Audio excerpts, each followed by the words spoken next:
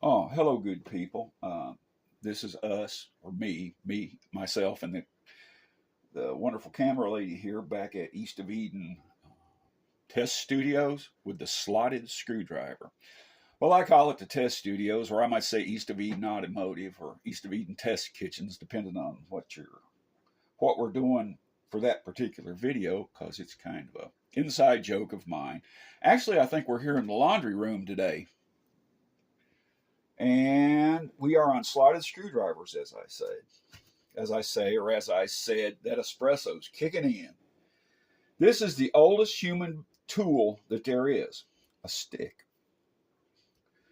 The screwdriver, well, let's get this one, which looks much like it, is the great grandson of the stick. That's what you've got here.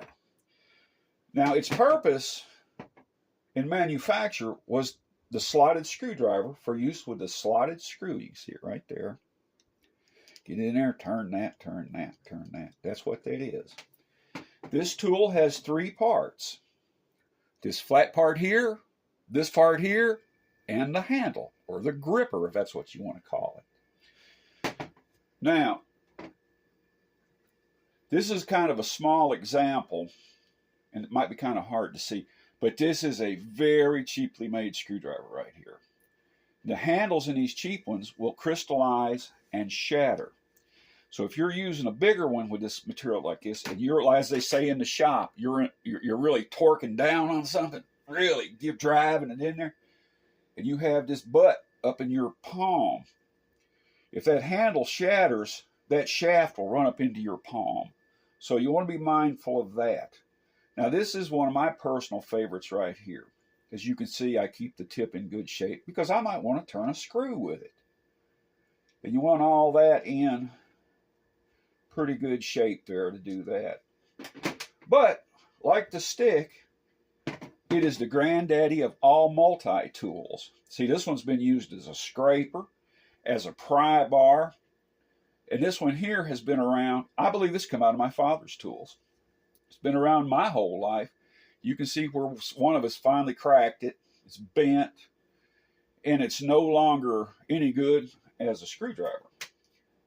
So yeah, little tips broke off because somebody was using it as a chisel. So, but now a screwdriver. Okay, let's go back up here to the. I just saw this example. Come back a little bit.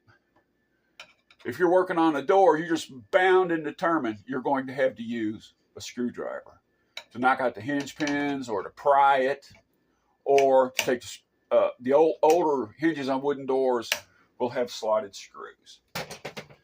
Okay, this here is a nubby, and it'll have a twin of Phillips screwdriver. You get a set of them. Put it in your pocket, put it in your glove box, in your purse if you happen to carry one. Here's one from the old days. See, wooden handle. That's an antique.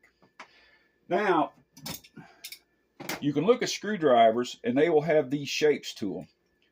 And that is meant for a socket will fit on them, like you really. But I've not found that to be practical because you can't get to force whatever you're doing. You can do that. Now, see, it'll fit here.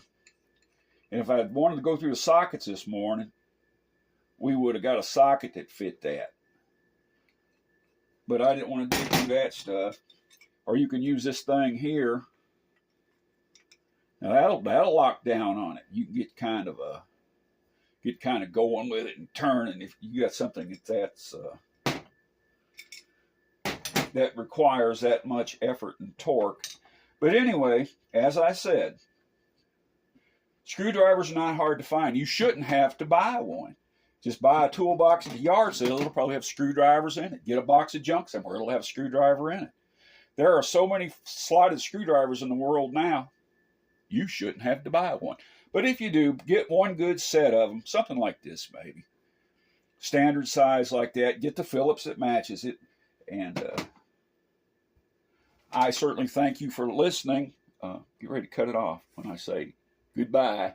I thank you for listening, and we'll see you soon with Phillips Screwdriver.